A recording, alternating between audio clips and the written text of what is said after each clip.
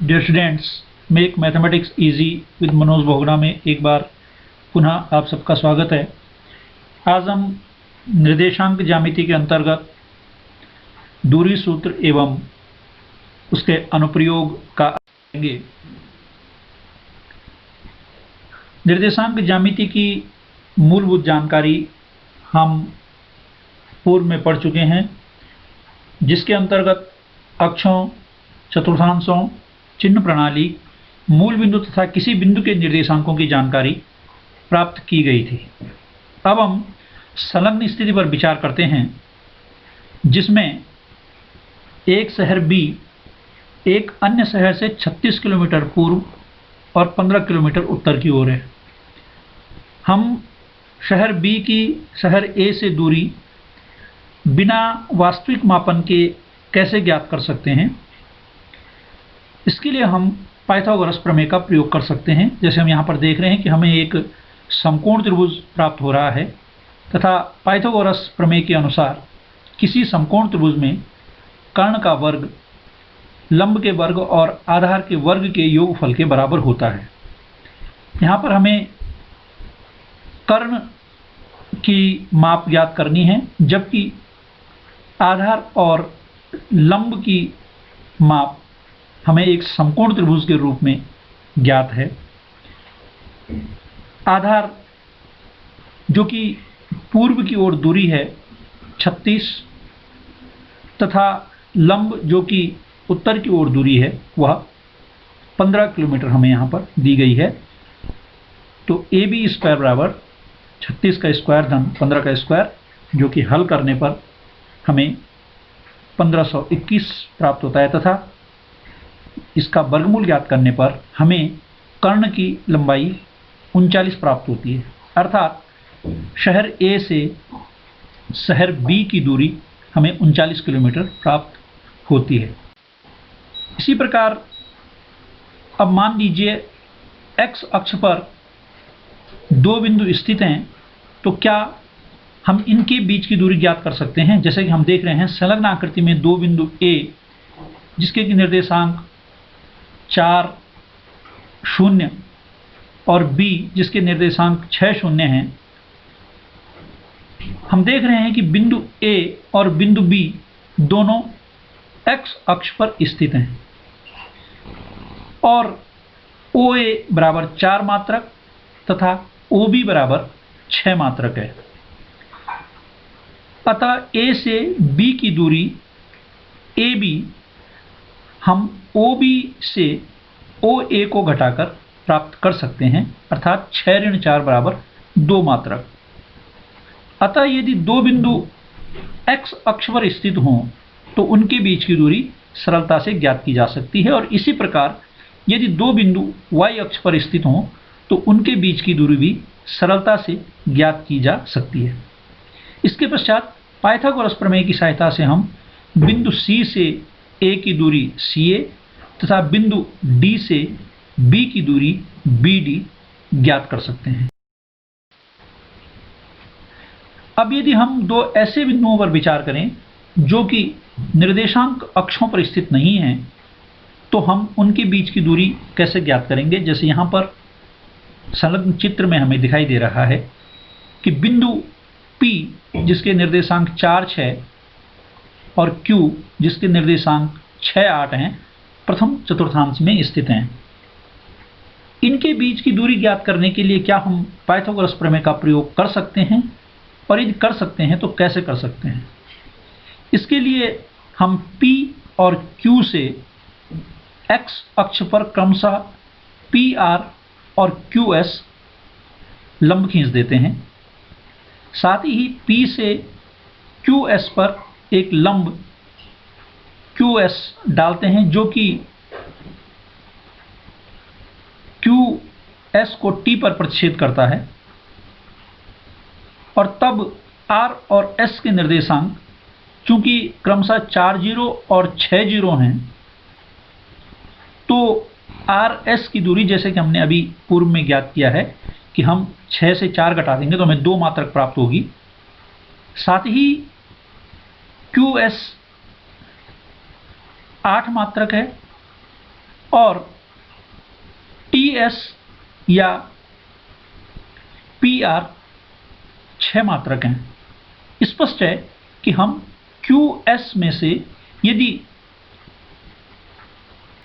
ts या pr को घटा देंगे तो हमें qt की लंबाई प्राप्त हो जाएगी, अर्थात हम 8 में से 6 को घटा देंगे तो हमें 2 मात्रक दूरी प्राप्त होती है, जो कि qt की दूरी होगी, और pt बराबर rs वह 2 मात्रक होगा क्योंकि दोनों समांतर हैं। अब पाइथागोरस प्रमेय के प्रयोग से हम त्रिभुज PQT में कर्ण की लंबाई ज्ञात कर सकते हैं। PQ² बराबर PT² प्लस QT², जो कि हमें PT की लंबाई भी 2 मात्रक और QT की लंबाई भी 2 मात्रक प्राप्त हुई है। इस प्रकार हम PQ की गणना कर सकते हैं, जो हमें 2 वर्गमूल 2 मात्रक प्राप्त हो रहा है। अब किन्हीं दो बिंदुओं P, जिनके कि हमें निर्देशांक x1 y1 और Q x2 y2 दिए गए हैं, कि बीच की दूरी ज्ञात करनी हो, तो पुनः हम x अक्ष पर PM और QN लंब खींच देते हैं और P से QN पर एक लंब डालते हैं, जो कि QN को R पर प्रतिच्छेद कर रहा है। इस प्रकार हम देख सकते हैं, क्योंकि P के निर्देशांक x1 y1 हैं, अतः OM x1 और Q के निर्देशांक x2 y2 हैं, अतः ON बराबर x2 होगा। और हम ON से यदि OM को घटा देंगे तो हमें MN की दूरी प्राप्त हो जाएगी, जो कि x2 माइनस x1 प्राप्त हो रही है, और MN तथा PR दोनों परस्पर समान होंगे, अतः PR की दूरी भी x2 माइनस x1 होगी। साथ ही इसी प्रकार QN y2 है और PM जो कि RN के बराबर होगा वह y1 है। तो हम QN में से RN की दूरी घटाकर QR की दूरी प्राप्त कर सकते हैं, जो हमें y2 माइनस y1 प्राप्त हो रही है। पुनः हम पाइथागोरस प्रमेय का प्रयोग करते हैं। त्रिभुज PQR में PQ जो कि कर्ण है, उसका वर्ग शेष दो भुजाओं PR और QR के वर्गों के योगफल के बराबर होगा, अर्थात PQ² बराबर PR² प्लस QR², और PR की माप हमें x2 माइनस x1 और QR की माप हमें y2 माइनस y1 प्राप्त हुई है। अतः PQ² बराबर x2 माइनस x1 का whole square plus y2 minus y1 का होल स्क्वायर होगा। तो बिंदुओं P और Q के बीच की दूरी हमें x2 माइनस x1 का होल स्क्वायर धन y2 माइनस y1 का होल स्क्वायर प्राप्त होगी, क्योंकि जब हम यहां से वर्ग का मान हटाएंगे तो दूसरी साइड हमें वर्गमूल लेना होता है, या हम कह सकते हैं कि दोनों पक्षों का वर्गमूल लेने पर बाएं पक्ष में हमें PQ और दाएं पक्ष में वर्गमूल x2 माइनस x1 का whole square plus y2 minus y1 का होल स्क्वायर प्राप्त होता है। और इस प्रकार हमें एक दूरी सूत्र जिसको हम कहते हैं वो प्राप्त होता है कि PQ बराबर वर्गमूल x2 माइनस x1 का whole square plus y2 minus y1 का होल स्क्वायर, और यही सूत्र हमारा दूरी सूत्र कहलाता है। यदि दो बिंदुओं की बीच की दूरी हमें ज्ञात करनी है और उनमें से एक बिंदु मूल बिंदु हो, तो ऐसी स्थिति में उस बिंदु और मूल बिंदु के बीच की दूरी OP वर्गमूल x² प्लस y² होती है, क्योंकि उस स्थिति में हम x1 और y1 को शून्य मान लेंगे या शून्य होगा, क्योंकि मूल बिंदु के निर्देशांक 0 0 होते हैं। इन सूत्र का प्रयोग हम कुछ उदाहरणों की सहायता से समझते हैं। एक प्रश्न जिसमें कि हमें बिंदुओं 2, 3 और 4, 1 के बीच की दूरी ज्ञात करनी है। यहाँ पर हम देख रहे हैं कि x1, y1 बराबर 2, 3 तथा x2, y2 बराबर 4, 1 है। तो दूरी सूत्र d बराबर, जिसको हम डिस्टेंस के कारण d से निरूपित कर रहे हैं, d बराबर वर्गमूल x2 माइनस x1 का whole square plus y2 minus y1 का होल स्क्वायर प्रयोग करने पर हम x2, y2 और x1, y1 के मान सूत्र में रखते हैं और इस प्रकार हमें 4 ऋण 2 का होल स्क्वायर प्लस 1 ऋण 3 का होल स्क्वायर यहाँ पर प्राप्त होता है, जो कि d बराबर वर्गमूल 2 का स्क्वायर प्लस ऋण 2 का वर्ग के रूप में प्राप्त हो रहा है। क्योंकि ऋणात्मक और धनात्मक दोनों संख्याओं का वर्ग धनात्मक ही प्राप्त होता है, तो हम यहाँ पर 4 दूनी 4 अर्थात वर्गमूल 8 प्राप्त हो रहा है और 8 को हम 2 गुणा 4 के रूप में लिख सकते हैं। 4 का वर्गमूल हमें 2 प्राप्त होगा तथा वर्गमूल 2 हमें इसी प्रकार से लिखना होगा। तो अर्थात दोनों बिंदुओं 2, 3 और 4, 1 के बीच की दूरी हमें 2 वर्गमूल 2 मात्रक प्राप्त हो रही है। एक अन्य प्रश्न में हमें जांच करनी है कि क्या बिंदु 5 ऋण 2, 6 4 और 7 ऋण 2 एक समद्विबाहु त्रिभुज के शीर्ष हैं। तो हम तीनों बिंदुओं को किसी त्रिभुज PQR के शीर्ष मान लेते हैं। तो माना दिए गए बिंदु P जिसके निर्देशांक हम 5, 2, Q जिसके निर्देशांक 6, 4 और R जिसके निर्देशांक हम 7 ऋण 2 मान लेते हैं, किसी त्रिभुज PQR के शीर्ष हैं। और हम जानते हैं कि किसी भी समद्विबाहु त्रिभुज की कोई 2 भुजाएं समान होती हैं। तो हम त्रिभुज की तीनों भुजाओं की माप दूरी सूत्र की सहायता से ज्ञात करते हैं। तो शीर्ष P और शीर्ष Q के बीच की दूरी हम दूरी सूत्र का प्रयोग करने पर प्राप्त करते हैं। इस स्थिति में हम P के निर्देशांकों को x1, y1 तथा Q के निर्देशांकों को x2, y2 मान लेते हैं और हमें P और Q के बीच की दूरी PQ वर्गमूल 37 प्राप्त होती है। इसी प्रकार शीर्ष Q और शीर्ष R के बीच की दूरी ज्ञात करने के लिए हम शीर्ष Q के निर्देशांकों को x1, y1 और शीर्ष R के निर्देशांकों को x2, y2 मान लेते हैं तथा Q और R के बीच की दूरी QR ज्ञात करने पर भी हमें वर्गमूल 37 प्राप्त हो रही है। इसी प्रकार हम शीर्ष P और शीर्ष R के बीच की दूरी ज्ञात करेंगे। कई बार कुछ पुस्तकों में या कुछ विचारों के अनुसार यहाँ पर हमें यह सुनने को मिलता है कि चूंकि 2 भुजाओं की माप समान आ गई है तो हम तीसरी भुजा की माप ज्ञात नहीं करेंगे, किंतु हमें तीसरी भुजा की माप भी ज्ञात करनी है क्योंकि हमें सिद्ध करना है कि दिए गए शीर्ष एक समद्विबाहु त्रिभुज के शीर्ष हैं। यदि तीनों भुजाओं की माप समान आती है तो उस स्थिति में हमारा त्रिभुज समबाहु त्रिभुज हो जाता है। अतः हमें तीसरी भुजा की भी माप ज्ञात करनी होगी और यहाँ पर हम PR के बीच की दूरी ज्ञात करते हैं, जो कि हमें 2 मात्रक प्राप्त हो रही है।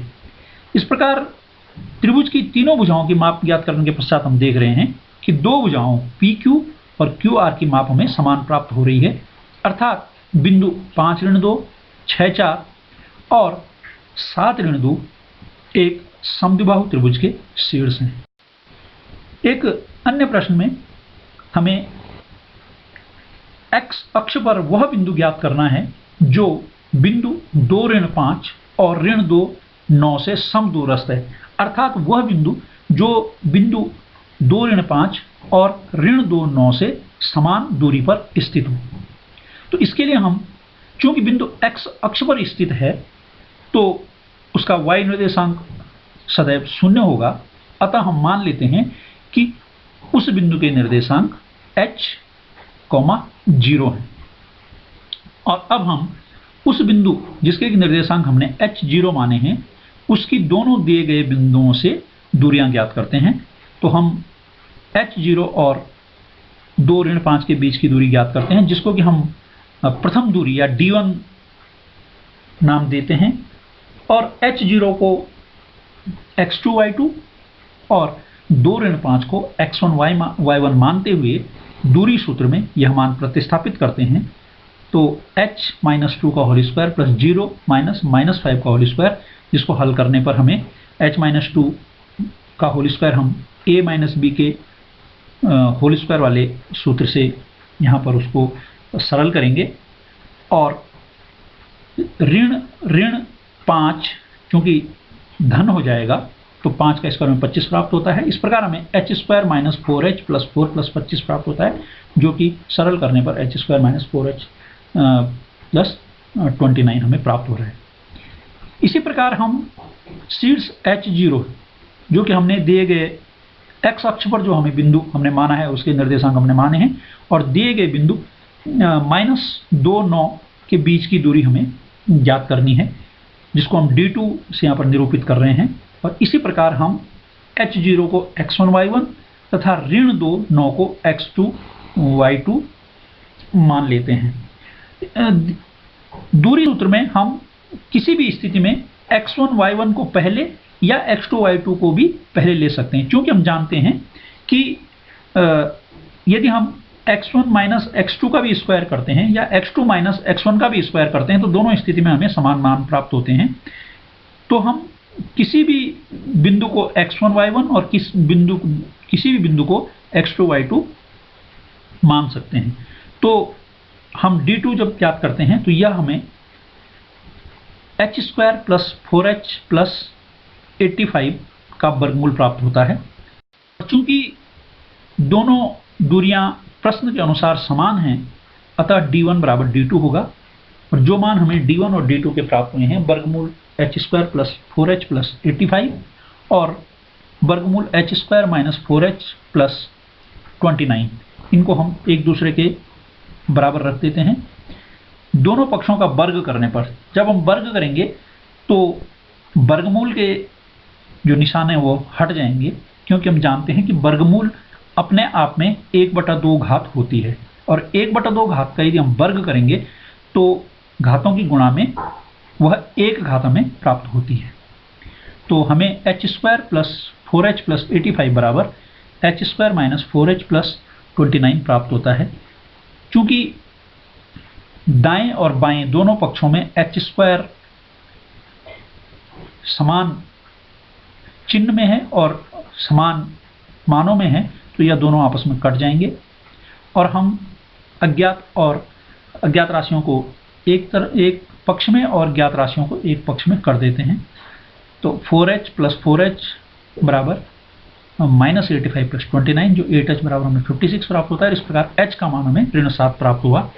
अतः जो बिंदु हमने माना दिए गए बिंदु के निर्देशांक H0 हैं, तो अभीष्ट बिंदु के निर्देशांक ऋण 7 और 0 हमें प्राप्त होते हैं। यदि आपको यह वीडियो पसंद आया हो तो आप इसे लाइक और शेयर अवश्य करेंगे तथा channel make mathematics easy with Manoj Bahuguna को अवश्य सब्सक्राइब करने की कृपा करेंगे। धन्यवाद।